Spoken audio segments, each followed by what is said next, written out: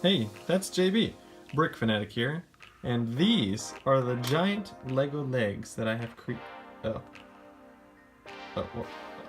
sorry. Those are the giant Lego legs that I have created. And, you know, I couldn't just stop with the legs, so I had to go and create a torso. So there's that. But I couldn't have stopped there either, so had to go and create an arm. And a second arm. And of course, the head.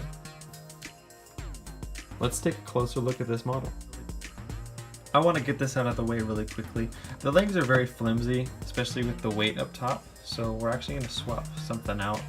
I'm using just the Technic pin in there to make it able to bend at the proper angles and not bend when it's not supposed to.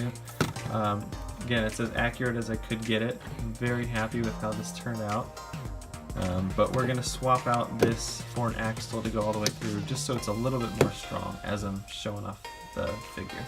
So let's do that really quick.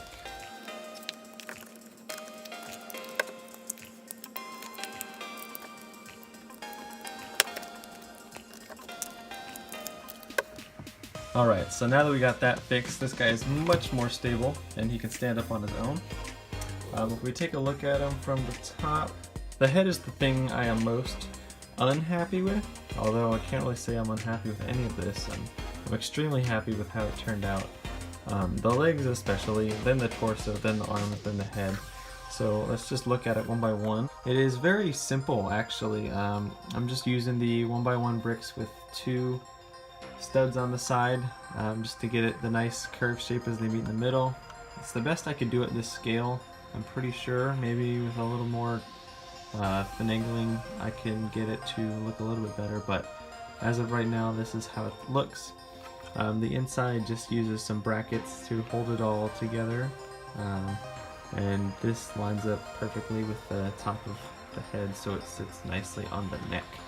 So that is the head. Let's move on to the torso.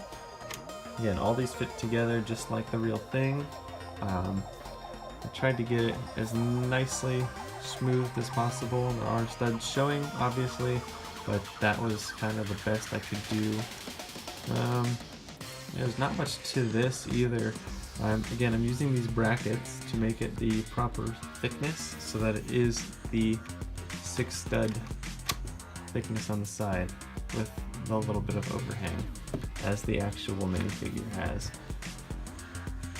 The arms are probably the most complex thing in this. These are the pieces that I got in that haul that I realized I needed, and they wouldn't fit without this notch, which is what the other piece did not have, which is what I needed. It's a pretty simple build, just everything sitting up. Tried to get the angle as right as I could.